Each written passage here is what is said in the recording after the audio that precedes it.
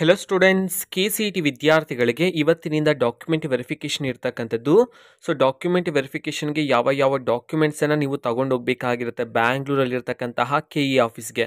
So ಅದನ್ನು ನಾವು ಈ ವಿಡಿಯೋದಲ್ಲಿ ಡಿಸ್ಕಸ್ ಮಾಡ್ತಾ ಹೋಗೋಣ. ಸೊ ವಿಡಿಯೋವನ್ನು ಸ್ಟಾರ್ಟ್ ಮಾಡ್ತೀನಿ. ಅದಕ್ಕಿಂತ ಮೊದಲು ಲೈಕ್ ಮಾಡಿ ಮತ್ತು ತಪ್ಪದೆ ಸಬ್ಸ್ಕ್ರೈಬ್ ಮಾಡ್ಕೊಳ್ಳಿ. ಸೊ ಈಗ ನಾವು ಮಾಹಿತಿಯನ್ನು ತಿಳ್ಕೊತಾ ಹೋಗೋಣ.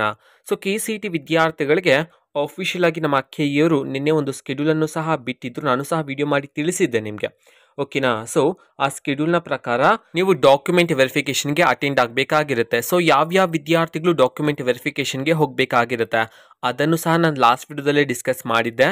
ಅಂತಂದರೆ ನೀವು ಆ ಒಂದು ಲಿಂಕನ್ನು ಕ್ಲಿಕ್ ಮಾಡಿಬಿಟ್ಟು ನಿಮ್ಮ ಸ್ಟೇಟಸನ್ನು ಚೆಕ್ ಮಾಡುವಾಗ ನಿಮ್ಮ ಡೀಟೇಲ್ಸಲ್ಲಿ ಕರೆಕ್ಟಾಗಿ ಡಿಸ್ಪ್ಲೇ ಆಗಿಲ್ಲ ಅಂತಂದರೆ ನಿಮಗೆ ಅಪ್ಲೈ ಆಗ್ತಕ್ಕಂತಹ ಕೋಟಾಗಳು ಅಲ್ಲಿ ಡಿಸ್ಪ್ಲೇ ಆಗಿಲ್ಲ ಅಂತಂದರೆ ಸೊ ನೀವು ಡಾಕ್ಯುಮೆಂಟ್ ವೆರಿಫಿಕೇಷನ್ಗೆ ಹೋಗಬೇಕಾಗಿರುತ್ತೆ, ಓಕೆನಾ. ಸೊ ಯಾವ ಡಾಕ್ಯುಮೆಂಟ್ಸನ್ನು ಇವತ್ತಿನಿಂದ ನೀವು ತಗೊಂಡೋಗ್ಬೇಕಾಗಿರುತ್ತೆ ನೀವು ಡಾಕ್ಯುಮೆಂಟ್ ವೆರಿಫಿಕೇಷನ್ಗೆ ಹೋಗುವಾಗ ಅನ್ನೋದನ್ನ ನಾವೀಗ ತಿಳ್ಕೊತಾ ಹೋಗೋಣ.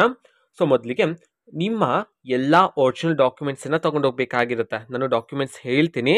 ಸೊ ಡಾಕ್ಯುಮೆಂಟ್ಸ್ ತಗೊಂಡೋಗುವಾಗ ಎಲ್ಲ ಒರಿಜಿನಲ್ ಡಾಕ್ಯುಮೆಂಟ್ಸ್ ಜೊತೆಗೆ ಯಾವ್ಯಾವ ಡಾಕ್ಯುಮೆಂಟ್ಸ್ ತಗೊಂಡೋಗ್ತಿದ್ರೋ ಆ ಒಂದು ಡಾಕ್ಯುಮೆಂಟ್ಸ್ನ 2 ಸೆಟ್ ಜೆರಾಕ್ಸ್ ಕಾಪಿಯನ್ನು ಸಹ ನೀವು ತಗೊಂಡೋಗ್ಬೇಕಾಗಿರುತ್ತೆ ಅಂತ ಹೇಳಿ ತಿಳಿಸಿರ್ತಕ್ಕಂಥದ್ದು.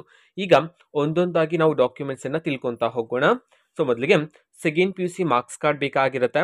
ಬಟ್ 2024ನೇ ಸಾಲಿನಲ್ಲಿ ಸೆಕೆಂಡ್ PUC ಕಂಪ್ಲೀಟ್ ಮಾಡಿರ್ತಕ್ಕಂಥ ವಿದ್ಯಾರ್ಥಿಗಳಿಗೆ ಇನ್ನೂ ಸಹ ಫೈನಲ್ ಮಾರ್ಕ್ಸ್ ಕಾರ್ಡನ್ನು ಕೊಟ್ಟಿಲ್ಲ.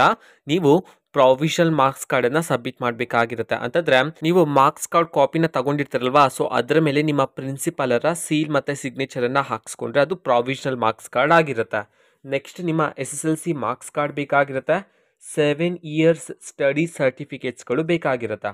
ಅದಾದಮೇಲೆ ಕನ್ನಡ ಮೀಡಿಯಂ ಕೋಟಾಗೆ ನೀವೇನಾದರೂ ಅಪ್ಲೈ ಆಗ್ತಿದೆ, ನಿಮಗೆ ಕನ್ನಡ ಮೀಡಿಯಂ ಕೋಟಾ ಅಂತಿದ್ರೆ ನೀವು ಕನ್ನಡ ಮೀಡಿಯಂ ಕೋಟಾಗೆ ಸಂಬಂಧಪಟ್ಟಂತಹ ಸರ್ಟಿಫಿಕೇಟನ್ನು ಸಬ್ಮಿಟ್ ಮಾಡಬೇಕಾಗಿರುತ್ತೆ. ಅದೇ ರೀತಿ ರೂರಲ್ ಕೋಟಾ ನಿಮಗೆ ಅಪ್ಲೈ ಆಗ್ತಿದೆ ಅಂತಿದ್ರೆ ನೀವು ರೂರಲ್ ಕೋಟಾಗೆ ಸಂಬಂಧಪಟ್ಟಂತಹ ಸರ್ಟಿಫಿಕೇಟನ್ನು ಸಹ ಸಬ್ಮಿಟ್ ಮಾಡಬೇಕಾಗಿರುತ್ತೆ.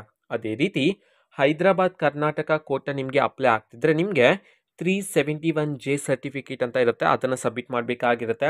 ಅದೇ ರೀತಿ ನೀವು ನಿಮ್ಮ ಸ್ಟೇಟಸನ್ನು ಚೆಕ್ ಮಾಡುವಾಗ ಇನ್ಕಮ್ 0 ಅಂತ ಇದ್ದರೆ ಅಥವಾ ಕಾಸ್ಟ್ಗೆ ಸಂಬಂಧಪಟ್ಟಂತೆ ಪ್ರಾಬ್ಲಮ್ಸ್ ಇದ್ದರೆ ನೀವು ಡಾಕ್ಯುಮೆಂಟ್ ವೆರಿಫಿಕೇಷನ್ಗೆ ನಿಮ್ಮ ಇನ್ಕಮ್ ಸರ್ಟಿಫಿಕೇಟ್ ಮತ್ತು ಕಾಸ್ಟ್ ಸರ್ಟಿಫಿಕೇಟನ್ನು ಸಬ್ಮಿಟ್ ಮಾಡಬೇಕಾಗಿರುತ್ತೆ. ಅದೇ ರೀತಿ ನಿಮ್ಮ ಕೆ.ಸಿ.ಇ.ಟಿ ಅಪ್ಲಿಕೇಶನ್ ಮತ್ತು ನಿಮ್ಮ ಕೆ.ಸಿ.ಇ.ಟಿ ಅಡ್ಮಿಟ್ ಕಾರ್ಡ್ ಅಂತಂದರೆ ಹಾಲ್ ಟಿಕೆಟನ್ನು ಸಹ ನೀವು ಸಬ್ಮಿಟ್ ಮಾಡಬೇಕಾಗಿರುತ್ತೆ. ಇಷ್ಟು ಡಾಕ್ಯುಮೆಂಟ್ಸನ್ನು ನೀವು ಡಾಕ್ಯುಮೆಂಟ್ ವೆರಿಫಿಕೇಷನ್ಗೆ ತಗೊಂಡು ಹೋಗಿ, ಓಕೆನಾ. ಸೊ ಹೇಳಿದ್ನಲ್ಲ ಎಲ್ಲ ಒರಿಜಿನಲ್ ಡಾಕ್ಯುಮೆಂಟ್ಸ್ ಜೊತೆಗೆ 2 ಸೆಟ್ ಜೆರಾಕ್ಸ್ ಕಾಪೀಸನ್ನು ಸಹ ನೀವು ತಗೊಂಡು ಹೋಗಬೇಕಾಗಿರುತ್ತೆ. ಸೊ ಇನ್ನು 3 ದಿನ ಇರುತ್ತೆ ಡಾಕ್ಯುಮೆಂಟ್ ವೆರಿಫಿಕೇಷನು. ಸೊ ಯಾರಾದರೂ ವಿದ್ಯಾರ್ಥಿಗಳಿಗೆ ಈ ಒಂದು ಇಶ್ಯೂಸ್ ಇದ್ದರೆ ಸೊ ನೀವು ಡಾಕ್ಯುಮೆಂಟ್ ವೆರಿಫಿಕೇಷನ್ಗೆ ಅಟೆಂಡ್ ಆಗ್ಬೋದಾಗಿರುತ್ತೆ ನಿಮ್ಮ ರ್ಯಾಂಕ್ ಆಧಾರದ ಮೇಲೆ.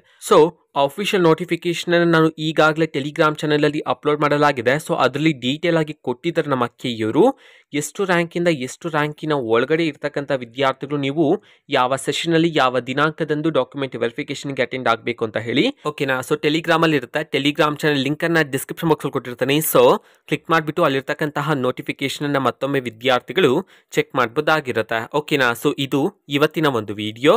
ಮತ್ತೀಗ ನಾವು ಟೆಲಿಗ್ರಾಮ್, ಇನ್ಸ್ಟಾಗ್ರಾಮ್ ಮತ್ತು ಫೇಸ್ಬುಕ್ಕಲ್ಲೂ ಸಹ ಈಗ ವಿಡಿಯೋಸ್ಗಳನ್ನು ಅಪ್ಲೋಡ್ ಮಾಡ್ತಿದ್ದೀವಿ. ಸೊ ಲಿಂಕ್ಸ್ಗಳನ್ನು ಡಿಸ್ಕ್ರಿಪ್ಷನ್ ಬಾಕ್ಸಲ್ಲಿ ಕೊಟ್ಟಿರ್ತಾನೆ. ಸೊ ಕ್ಲಿಕ್ ಮಾಡಿಬಿಟ್ಟು ಫಾಲೋ ಮಾಡಿ. ವಿಡಿಯೋಸ್ಗಳನ್ನು ರೆಗ್ಯುಲರ್ಗೆ ಅಪ್ಲೋಡ್ ಮಾಡ್ತಿರ್ತೀವಿ. ಜೊತೆಗೆ ಬೇರೆ ಡೌಟ್ಸ್ ಇದ್ದರೆ ಕಮೆಂಟ್ ಮಾಡಿ ತಿಳಿಸಿ. ಮತ್ತು ವಿಡಿಯೋ ಇಷ್ಟ ಆಗಿದ್ರೆ ನಿಮ್ಮ ಫ್ರೆಂಡ್ಸ್ಗೂ ಸಹ ವಿಡಿಯೋವನ್ನು ಶೇರ್ ಮಾಡಿ. All the best. Thank for watching this video. All the best. Thank you. Bye.